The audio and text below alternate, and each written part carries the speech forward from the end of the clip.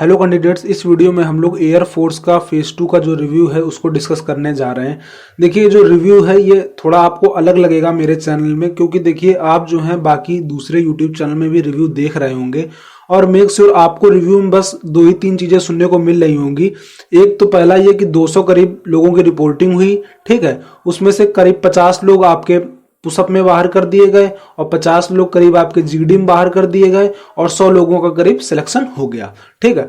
80% आपको रिव्यू यही देखने को मिलने वाले हैं, ठीक है। और ये जो रिव्यू है, ये मैं ऐसा नहीं कह रहा हूं कि रिव्यू गलत है, ये रिव्यू भी सही है, 100% है, लेकिन थोड़ा सा यार मैंने सोचा रिव्यू का तरीका बदल देता हूं और अब आपको क्या करता हूं, हर सेंटर का रिव्यू का एक कॉम्बो दे देता हूं, जिससे आपको मतलब ज्यादा इधर उधर भटकने की जरूरत नहीं है। मतलब कम वीडियो में आपको ज्यादा इंफॉर्मेशन मेरी प्रोवाइड कराने की आपको कराने वाला हूं, ठीक है। तो देखिए स्टार्ट करता हूं। सबसे पहले मैं आपको आज बताने जा रहा हूं कि इंट्रो किस तरीके से हो रहा है, ठीक है। देखिए इंट्रोडक्शन की बात करें, आपका जब फेज 2 क्लियर हो जाएगा पीएफटी वाला प्रोसीजर, तब आपका इंट्रोडक्शन, फिर एसआरटी के बाद आपका इंट्रोडक्शन वाला प्रोसीजर होता है जब जीडी होनी होती है, ठीक है। तो इंट्रोडक्शन में देखिए कहीं कहीं क्या हो रहा है कि आपका इंट्रो बिल्कुल भी नहीं ले रहे हैं, ठीक है। वो आपसे कह रहे हैं कि आपको 1 मिनट केवल टॉपिक पे बोलना है, तो आपकी टॉपिक पे पकड़ अच्छी होनी चाहिए। मैं आपको हर सेंटर का बताऊंगा अलग अलग। ये अब मैं आपको नहीं बता सकता कि सेंटर में कहां कैसा बुक कहा जा रहा है, क्योंकि ये जो वहां पर कमांडिंग ऑफिसर वगैरह जो बैठते हैं, ये उनके उस समय माइंड पे डिपेंड है कि ये उस समय आपको किस तरीके से बोल सकते हैं, ठीक है। क्या क्या बोल सकते हैं मैं आपको ये इस वीडियो में जरूर बता देता हूं कि वो क्या क्या बोल सकते हैं, तो आप उन चीजों से पहले से अवेयर हो जाएं, ठीक है। पहला तो मैंने आपको बताया, वो ये बोल सकते हैं कि आपकी जितनी इंफॉर्मेशन है ये पीआईक्यू में मेरे पास है, आपको इनमें से कोई भी इंफॉर्मेशन नहीं बोलनी। ये ज्यादातर लोग क्या होते हैं, कोचिंग से याद करके आ जाते हैं, तो आप 1 मिनट पूरा टॉपिक पे बोलिए, ठीक है। पहला तो इस तरीके से आपको वहां डेमोन्स्ट्रेट किया जा सकता है, ठीक है।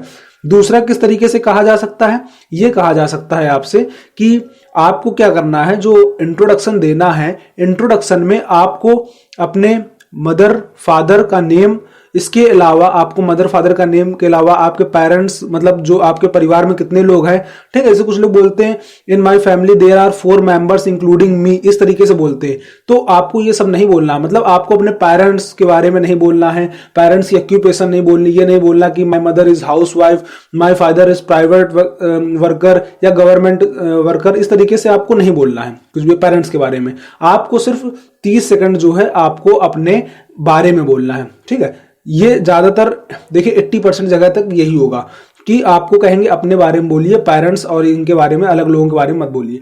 तो इसमें क्या क्या बोलना है मैं आपको इसको थोड़ा इलैबोरेट कर देता हूं, समझा देता हूं इसमें आपको क्या बोलना है। देखिए सबसे पहली लाइन आपकी रहेगी हेलो एवरीवन या गुड मॉर्निंग फ्रेंड्स। देखिए मॉर्निंग में हो रही है तो मॉर्निंग भी बोल सकते हैं, या हेलो फ्रेंड्स, कुछ भी आप बोल सकते हैं, ठीक है। ये आपके ऊपर डिपेंड है। फिर उसके बाद आपको अपना नेम बोलना है, स्वाभाविक सी बात है, जैसे मैंने बोला my name is Vishal Tiwari.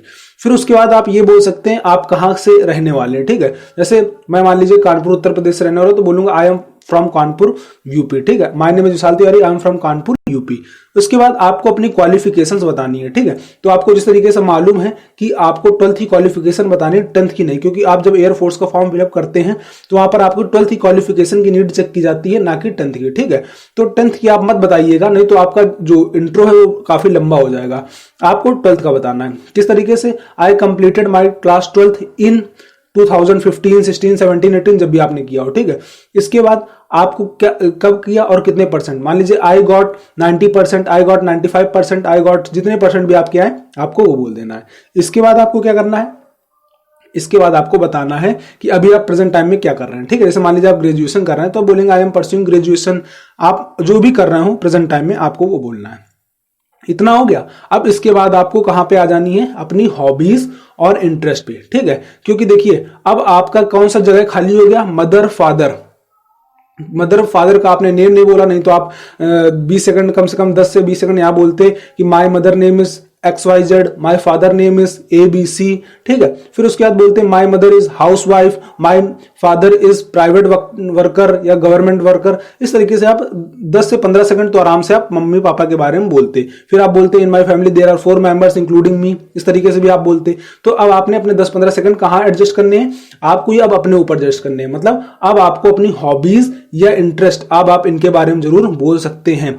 Hobbies और इंटरेस्ट आपको बोलना ही पड़ेगा। अगर आपको उन्होंने मना कर दिया आप मदर फादर के बारे में नहीं बोलेंगे तो आपको हॉबीज इंटरेस्ट बोलना पड़ेगा। अब मैं आपको कुछ हॉबीज बता देता हूं कि आप चाहे तो अपनी भी बोल सकते हैं, चाहे तो ये भी बोल सकते हैं। देखिए कुछ हॉबीज हैं जो मैंने तैयार की हैं, आप भी चाहे तो इनको भी मतलब बोल सकते हैं, ठीक है। बाकी अगर आप जरूरी नहीं है यही बोलेंगे तभी आपका सिलेक्शन होगा। आपने अगर अपनी कोई प्रिपेयर कर रखी है या आपकी कोई हॉबीज है तो आपको इसको कॉपी करने की जरूरत नहीं है। खैर मेरा काम है बताना, आपका काम है इसको एक्सेप्ट करना, तो करिए, नहीं तो फिर कोई इसमें गलत बात नहीं है, ठीक है। आप बोल सकते हैं 3D प्रिंटिंग या पेंटिंग वगैरह, अगर आपकी हॉबी है कुछ पेंटिंग वगैरह तो आप बोल सकते हैं। ब्लॉगिंग, अगर आप ब्लॉगिंग से रिलेटेड हैं तो ब्लॉगिंग बोल सकते हैं।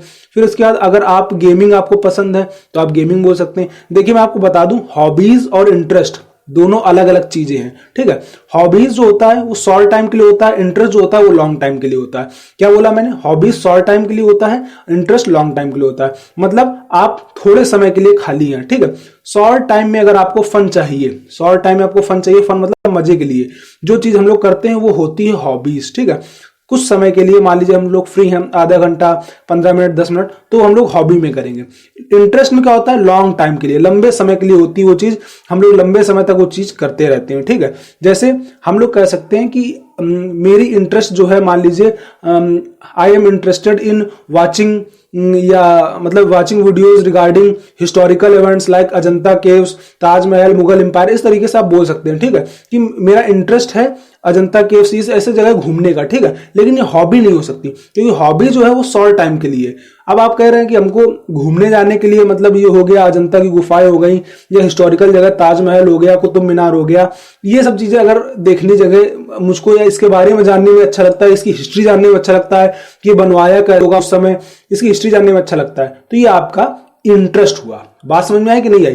ये आपका हॉबी नहीं हुआ, ये आपका इंटरेस्ट हुआ। इंटरेस्ट लॉन्ग समय के लिए, मतलब जो आप थोड़ा उसको ज्यादा समय तक के लिए देते हैं या ज्यादा सोचते हैं। हॉबी क्या होता है? हॉबी फन के लिए, मजे के लिए, जो आपने किया मजे के लिए, क्या किया कुछ समय के लिए, 10 मिनट 15 मिनट 1 घंटा, बस, ठीक है, सफिशिएंट।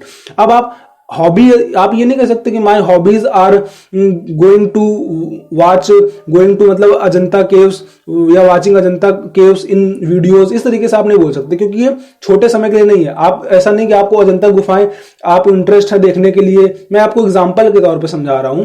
मान लीजिए कुतुब मीनार है, ताजमहल है, तो ये आपकी इंटरेस्ट है, हॉबी नहीं, ठीक है। सीधी सी बात समझिए, क्योंकि आप वहां पर इतनी दूर जाकर, ऐसा नहीं है कि आप 24 घंटे लग रहे हैं आप इतनी दूर जाकर उसको देखने के लिए, आप ये हॉबी नहीं हो सकते, इंटरेस्ट हो सकते। हॉबीज ये हैं, ठीक है। मैंने आपको डिफरेंशिएट कर दिया है हॉबी क्या होता है और इंटरेस्ट क्या होता है, अब आपको दिक्कत नहीं होगी। इस तरीके से और भी देख सकते हैं, book collection, book discussion club, book restoration, bullet journaling, chess, computer programming, creative writing, crossword puzzles, film making, graphic design, image editing, इसके अलावा listening to podcast, photography, stock trading, video editing, video game developer, writing, इस तरीके से ये सारी आपकी क्या है, ये सारी आपकी हॉबीज हैं, ठीक है। तो ये आपकी हॉबी हैं, तो आप चाहें तो इनको भी अपनी हॉबी की लिस्ट पे ऐड कर सकते हैं।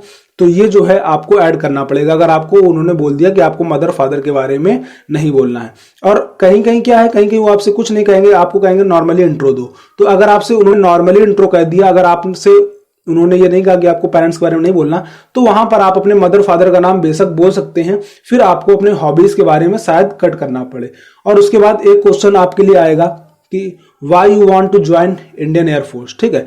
इसका क्वेश्चन जो है आप खुद से प्रिपेयर करिए, आपसे ये क्वेश्चन एक पुटअप किया जाने वाला है, वहां पर आपको ये बोलना है जब आप अपने बारे में, मतलब अपने टॉपिक के बारे में से बोलने से पहले जब आप इंट्रो दे रहे होंगे तो आपको इंट्रो में इस पॉइंट को भी ऐड करना है कि I want to join Indian air force because, इसका भी आप एक प्रिपरेशन कर लीजिए कि आपको इसका क्या बोलना है, ठीक है। अगर कहीं कहीं कह रहे हैं, देखिए 70% जगह आपसे एससी में कहेंगे कि आपको बताना है कि आप एयरफोर्स क्यों ज्वाइन करना चाहते हैं, 30% जगह नहीं बताएंगे, ठीक है। तो ये आपके ऊपर है, अगर आपसे पूछा जाए तो आप जरूर बताइए, नहीं पूछा जाए तो कोई इसमें ऐसा नहीं है कि इंपॉर्टेंट है, आपको बताना ही बताना है, ठीक है। वीडियो से रिगार्डिंग इतना ही मेरे हिसाब से। अब आप इंट्रो में बाहर नहीं हो सकते हैं। इंट्रो में रिगार्डिंग अगर आपको कोई भी डाउट है कमेंट बॉक्स में पूछिए, कोई पर्सनल डाउट है इंस्टाग्राम में पूछिए, ठीक है। वीडियो से रिगार्डिंग इतना ही, तब तक के लिए जय हिंद, वंदे मातरम।